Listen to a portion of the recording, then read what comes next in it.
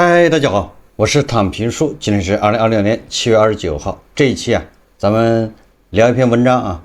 我今天在網上看到一篇文章說作者認為我國經濟走出困境需要整整一代人。這個文章的結論還是比較悲觀的。他說日本1990年泡沫破裂，經歷了失去的30年。美國1929年大蕭條，歷時10年，最終依靠戰爭外力清盤。但是我國今年面臨的形勢那就更為複雜了。它不是單一的外部衝擊，也不是典型的周期性衰退，而是人口、技術、債務、經濟結構、地緣多重結構性斷裂，在時間上高度共振，就是多因合成的，形成一個共振。這注定走出困境的過程是一場以代际更替，就是一代人代际更替為刻度的系統重構。若以2020年新冠疫情疊加房地產見頂，人口進入下降通道轉折為起點就是從2020年開始，口罩開始，正好21年，對吧？恆大清盤暴雷，房地產見頂。實際上那時候互聯網也見頂了，对吧？我們以前做節目一直說互聯網流量見頂，從那個時候為起點。他說中國大概率需要付出一代人的時間，即20年左右，在艱難的磨底中探明新的均衡點。那也就是说要到2040年，大家稍安勿躁，对吧？不要老問什麼時候會好，往下出溜以後恐怕是一個常態。現在不是問什麼時候好的問題，現在應該問什麼時候見底，見底了就是不再往下出溜了，可能在底部橫盤。那現在正在這個過程中作者他用了幾個數字從幾個方面來說這個事情。第一個，他從消費從增長引擎到信心塌陷，就是消費塌陷。作者說消費曾是拉動中國經濟增長的最大馬車，但這一動力正系統性減弱，社會消費品零售總額增速從2010年的 18.4% 趨勢性下行，2019年為 8%， 這個9年間從 18.4% 到 8%， 疫情後終須再度下沉。2023年是增長 7.2%， 為什麼呢？這比較簡單，2023年是跟2022年比2022年是疫情是吧？口罩那基數很低，所以23年稍微恢復一點，它增速就 7.2%， 低基數的影響。那麼到了2024年只有 3.5% 的增長了，這是社零數據25年呢延續低位徘徊態勢。26年20年大家記得吧，上半年這 1. 幾你想這個7年前不是，这16年前2010年還 18%， 這個速度增長，現在只有 1% 了。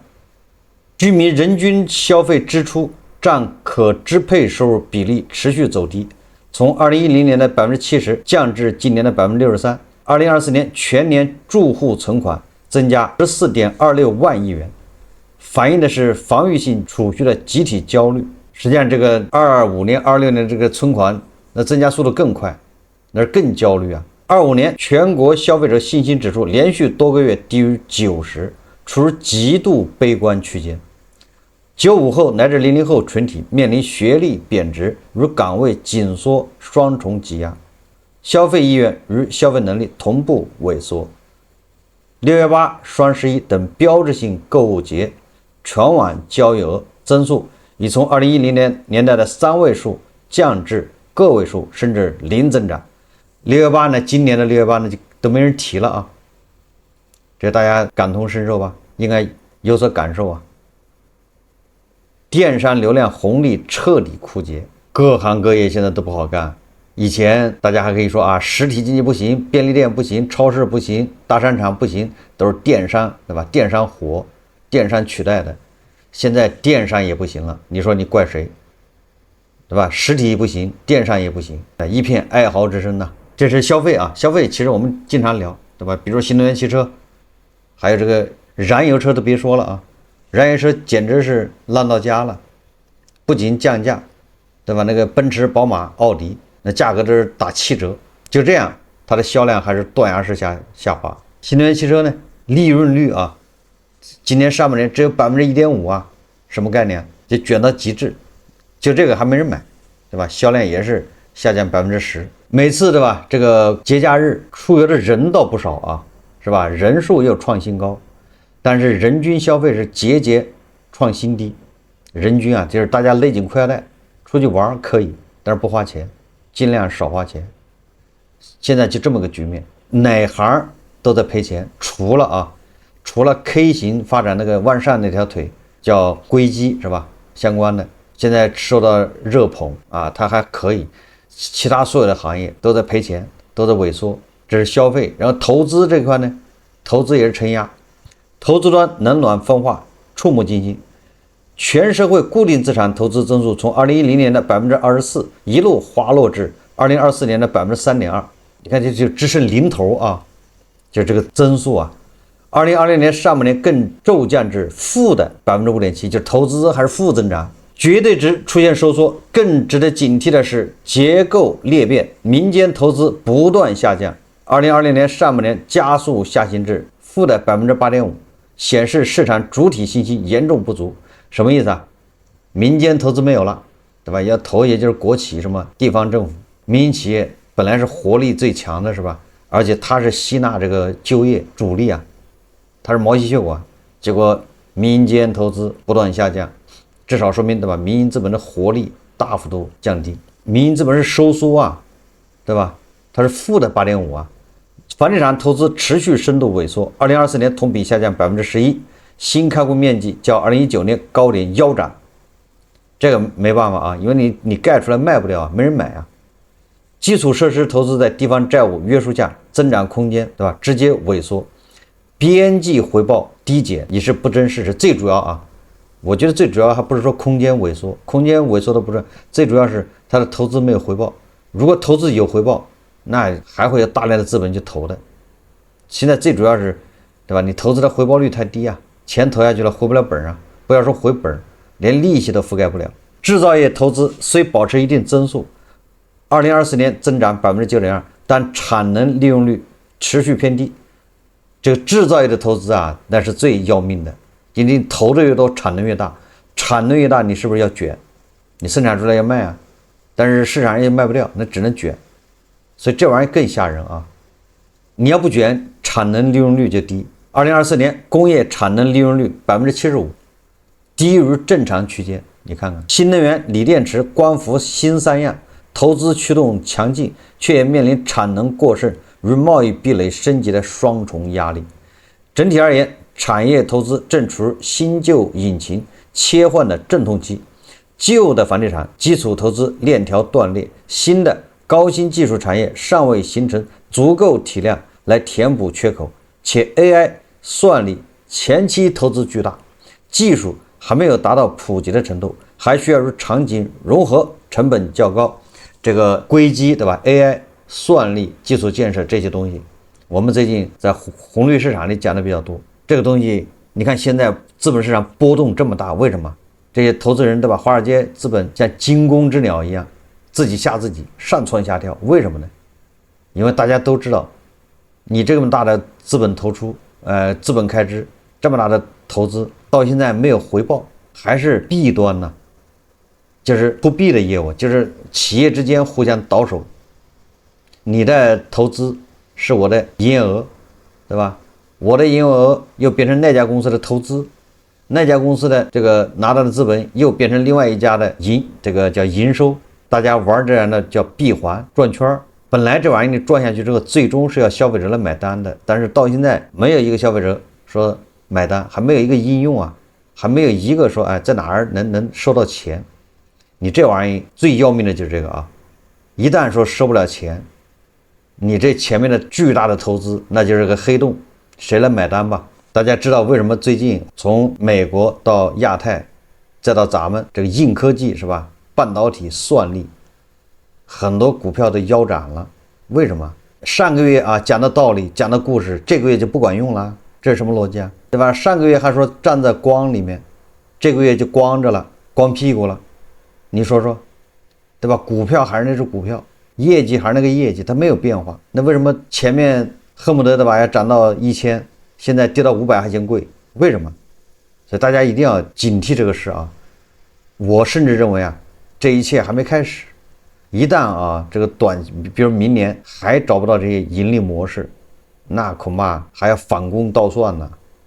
就是你前面這些企業投的這些東西全部成了垃圾啊，全部是零，這個債誰來還？很多半導體企業瘋狂擴產能，現在突然沒有訂單了，你說怎麼整？馬上就陷入危機啊！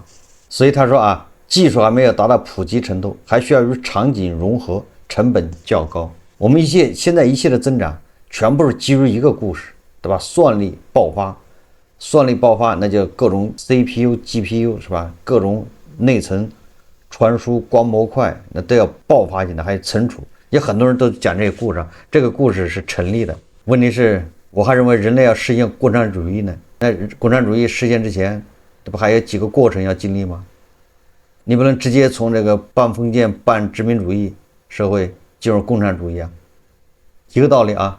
你不能從現在這種狀況直接進入到咱們想象中的人工智能時代，這中間還有很多過程。這個過程中啊，就是大量的迷信的人呢、狂熱分子啊，破產清算啊，就這麼簡單。大量的狂熱分子破產清算為代價，這是投資啊。那第三個就是出口天花板，就是對吧？這三駕馬車嘛，投資出口這塊呢，天花板引線，結構性擠壓。中國貨物貿易出口增速從2010年31%斷崖式下降至2023年的0.6%，以美元計啊，就是增速啊。2024年在低基數上回升至5.9%，但持續性存疑。以美元計價的出口總額在2022年達到了3.59萬億美元的峰值，此後步入平靜。服務貿易逆差持續擴大，2024年服務貿易逆差達到1600億美元，知識產權使用費、留學、出境旅遊等向下流出巨大，反映的仍是價值鏈高端受助於人的現實。留學，說到留學，對吧？最近2個菲尔茲数学獎獲得者，王宏是吧？邓玉，都是留學的。美國對華科技封鎖持續加碼，從芯片到 AI， 從設備到人才，全方位圍堵正在系統性的壓縮中國的技術升級空間。歐盟碳邊境調節機制等綠色壁壘，進一步抬高了中國傳統高碳產品的出口門檻。區域衝突加劇，全球供應鏈重構推動近岸外包、友岸外包，部分勞動密集型產業加速向越南、印度、墨西哥轉移。我看那個美國好像最近要跑到越南去啊，工廠突襲檢查、抽查、臨檢幹什麼？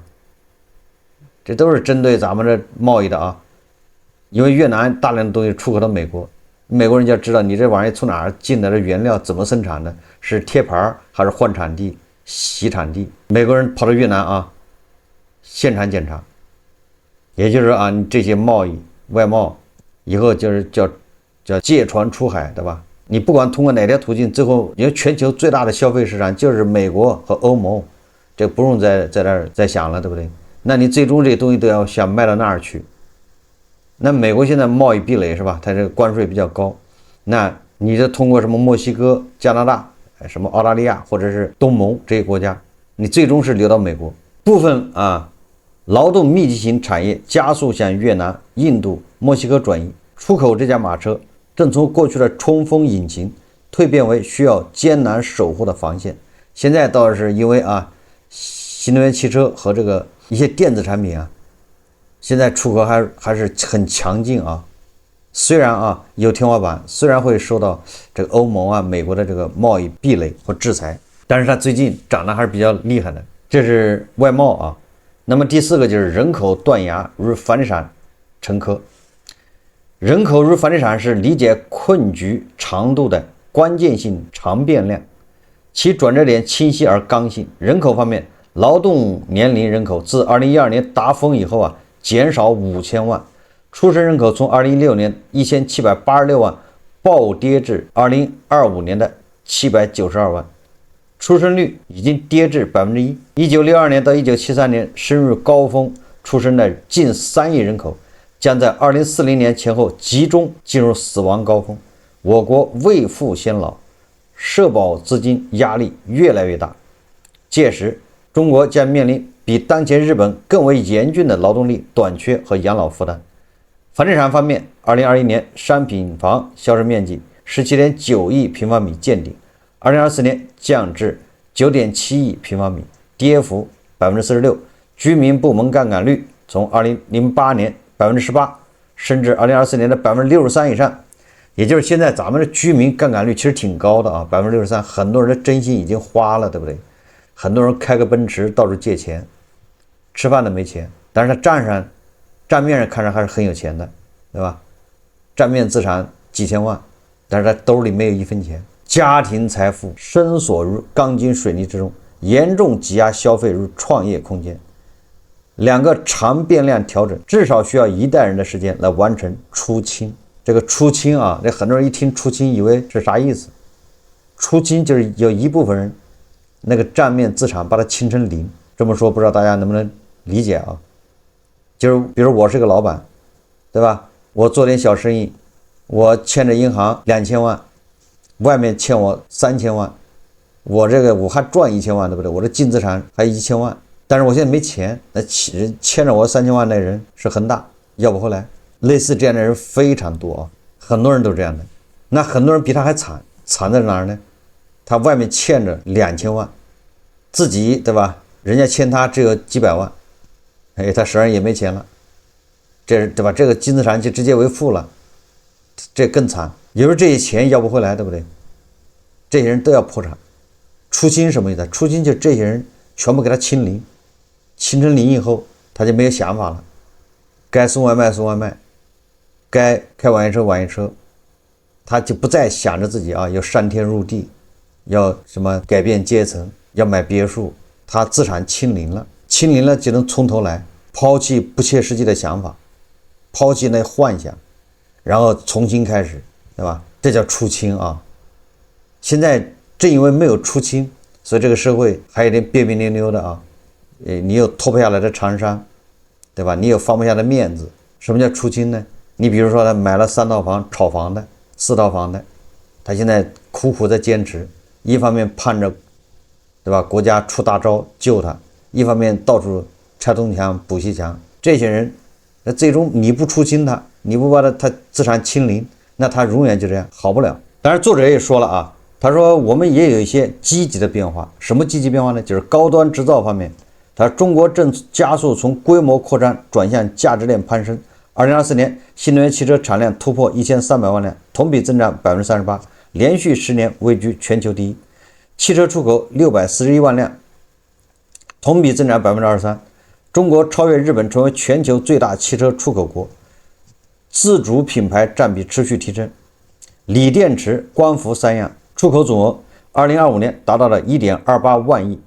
儘管面臨歐美關稅施壓，但全產業鏈成本如技術護城河已基本築牢，高技術製造業增加值2024年增長8.9%，高如規上工業整體3.1個百分點，裝備製造業增長附加值增長7.7%，航空航天、工業機器人、半導體設備領域增速均在2位數。中國製造正從量變到質變的關鍵窗口。消費領域也有一些積極的變化。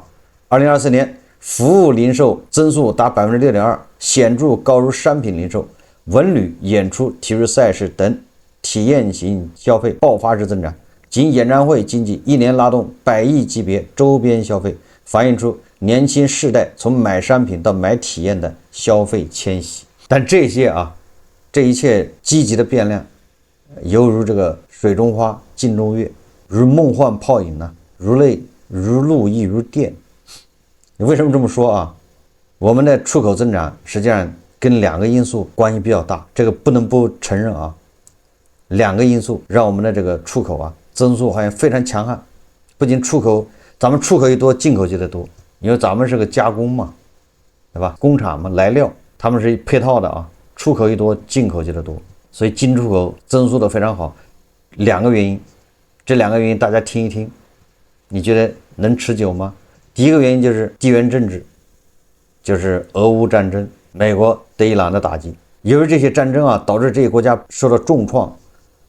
首先第一個，他們自己要建設，工厂炸掉了，对吧？这個煉油廠炸掉了，他那些設備他要進口，他要買，各種消耗他要買，對不對？他還生產軍工產品，那這些東西你想一想吧，這個需求誰能滿足？你不管最終他是從哪兒買的，很多一部分啊訂單肯定是轉化為咱們的外貿。你比如說光纖那種光纖，以往這個啊咱們全球對那個光纖的需求沒那麼大啊，現在全球90%的光纖都在烏克蘭戰場。但是這個數字我沒有精確的啊，精確大家自己可以去查，也就是絕大部分在烏克蘭戰場。那這個光纖誰能生產呢？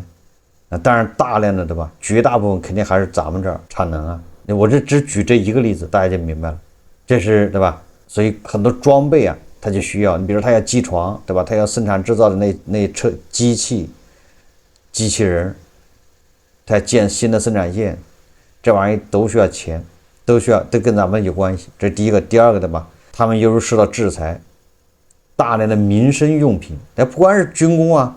這不光是軍民兩用啊，大量的民生用品它也缺啊，对不对？尿不湿、吃喝拉撒各種東西，這玩意都得，對吧？從咱們這進口，那所以給咱們提供了一些便利。所以不光是啊，這是一個地緣政治打仗導致的。所以烏克蘭和俄羅斯兩人炸得越厲害，你就發現沒有，它重建的需求就越厲害，重建的需求越厲害，那反映到我們這兒訂單就越來越多，外貿就會多，那這是沒有辦法的事情，因為咱們是全球生產製造基地呀，你那訂單不管你繞來繞去怎麼繞，最終那肯定還是我們這兒會滿足一大部分，對不對？也不能說全部啊，一定會滿足一大部分，就是軍民兩用或者民用的。這是第一個，這是地緣政治。第二個什麼呢？第二就是人工智能。這一次人工智能這種啊，中美兩國啊。美國就是一年就投1萬億美金，就在算力這一塊，對吧？這個谷歌、Meta， 對吧？甲骨文，他們都在投，那我們也在投啊，對吧？你像那個字節跳動、騰訊、阿里，雖然沒有美國多，但是加起來也不少啊。這兩國啊，在這個人工智能這塊的投資，硬件的投資啊，巨大，你要換算成人民幣啊。一年都是10幾萬億人民幣，這什麼概念？那這10幾萬億人民幣到底什麼東西呢？你說 GPU， 那好，那你買英偉達的，但是英偉達的 GPU 它有多少東西？它也得有中國生產的，它有中國供應鏈。哎，這是 GPU 這一塊啊。那其他的，比如說光模塊，是不是？還有什麼的？你要不然怎麼咱們這邊什麼易中天暴漲呢？還有啊，你這10幾萬億裡面，你這電，對不對？電能非常重要。那電能的話，你就是不是要美國它要建電廠，我們也在建電廠。那麼你建電廠，你這發電機你關入，對吧？跟這種變壓器、跟特高壓輸電這一大堆東西，這一套東西，這玩意，那是不是我們出口就多了？是不是這邏輯？這非常簡單啊，全球都缺啊。就像缺內存，那三星、SK 海力士吃飽了，对吧？大頭是這樣，人家賺了更多的錢，但是你算力你還有電呢。那電界需要變壓器跟輸電設備、發電設備一大堆的，這玩意也缺啊。那這個我們就占點便宜，對吧？你就轉換，就變成我們的一些外貿訂單。所以啊，你通過這個你就能看到，我外貿為什麼這2年越來越火，就是這個原因。而且咱們外貿火還不是那種勞動密集型的啊火，反而是這種高端製造，是吧？人工智能這一塊，機器人、半導體，成也這個 AI， 敗也 AI。所以我說了嘛。如果明年證明這個 AI 這條路暫時走不通，如果烏克蘭、俄羅斯兩個人，對吧，不掐了，停火，那你這2個因素就沒了。美國明年還投1萬億美元，那當然了，現在計劃啊，明年投1萬億美元在這個人工智能這塊、算力啊、基礎建設這塊，還有1萬億。如果這1萬億真的投下去，那中國的這些企業也會跟的啊。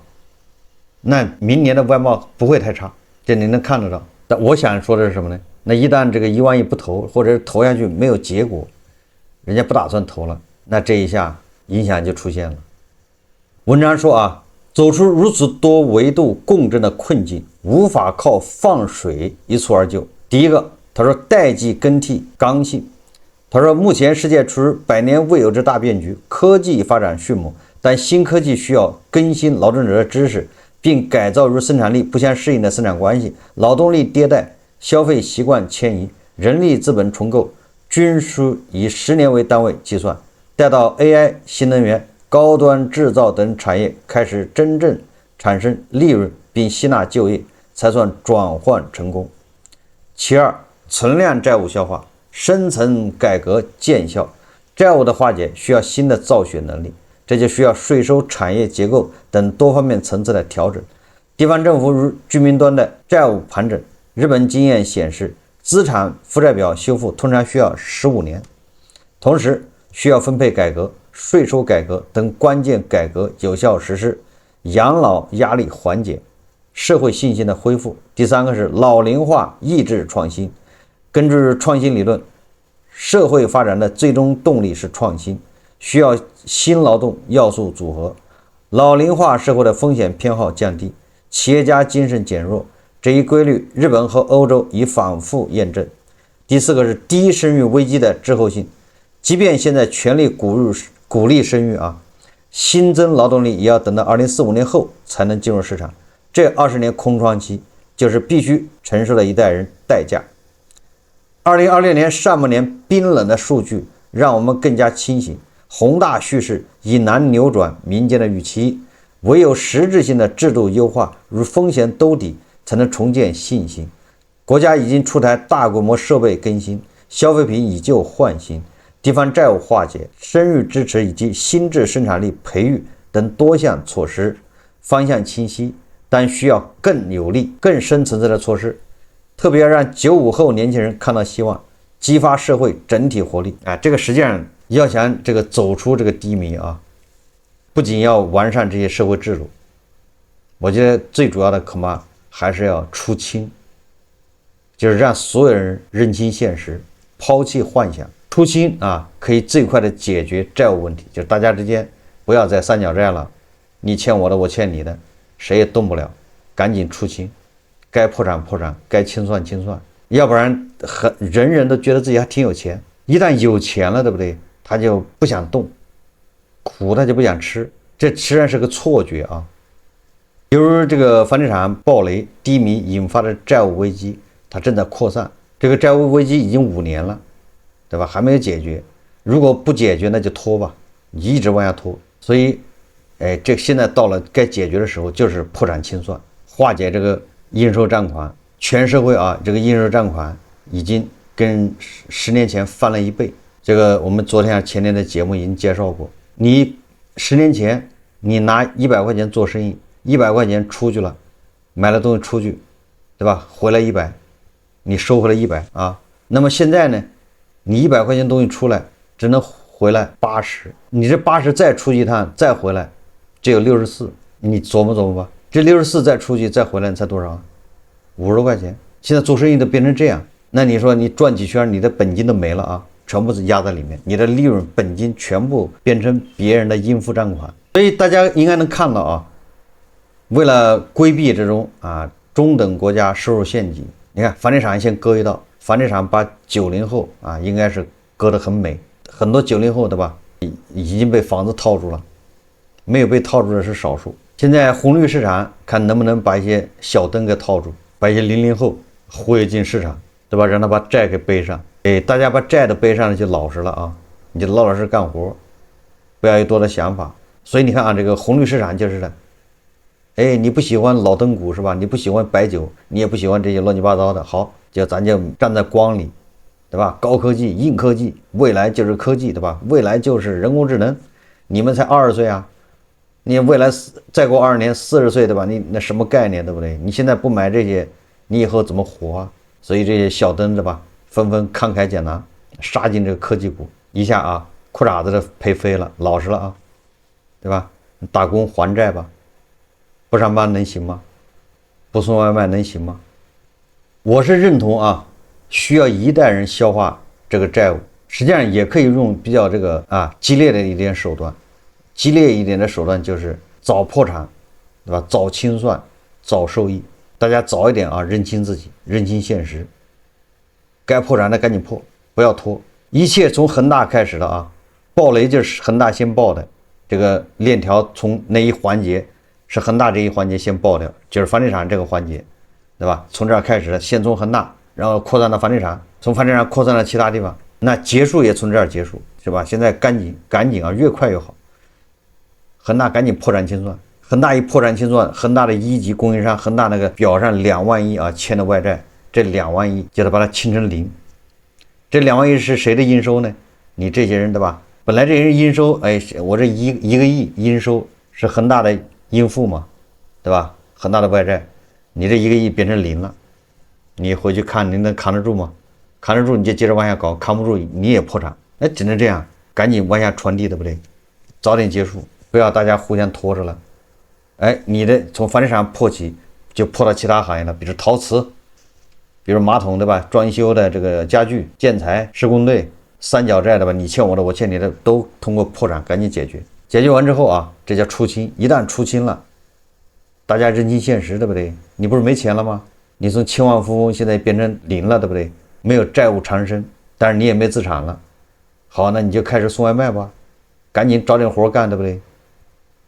一個月賺3000是3000，賺5000是5000啊。所以這樣，一旦大量的人啊認清現實了，年輕人就會拿起這個啊，騎上這個電動車，開上網約車，拿起扳手擰螺絲也可以，對吧？現在啊，你說給人6000塊錢一個月，你讓擰螺絲他不幹，他就累，擰不了。為什麼擰不了啊？因為他並不餓着，那他家裡多少還能給他點錢，他就是不上班，他肯定餓不死。他不跟我們那時候不一樣，我們那不上班，那你餓着唄，你連住的地方都沒有，地下室都住不起。那現在不一樣，對不对？現在很多小孩為什麼他可以不上班？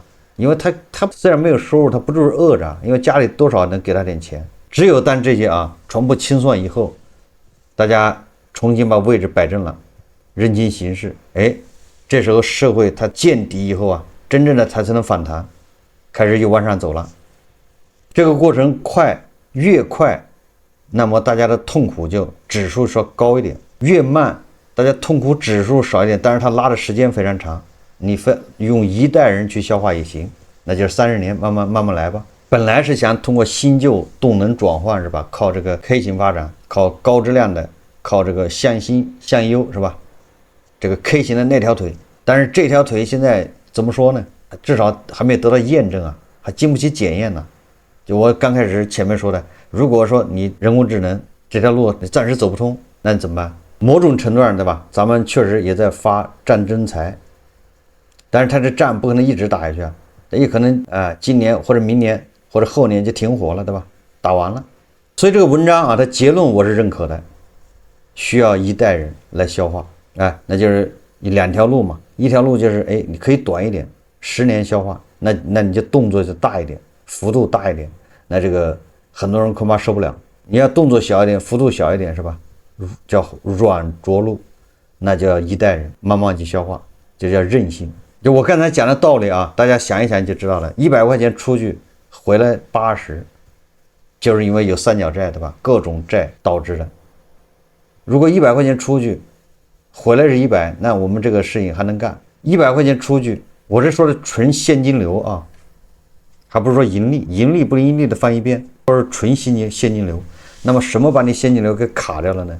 就是因為這種各種債、各種賬期、三角債纏在一起，現在越來越難以往下轉了，對不對？當然了，樂觀的看啊，如果明年後年人工智能 AI 這個應用啊大發展、大爆發，找到了商業模式，消費者都在買單，那可能啊是另外一番景象，那有可能就加速我們走出這個低迷，有可能啊。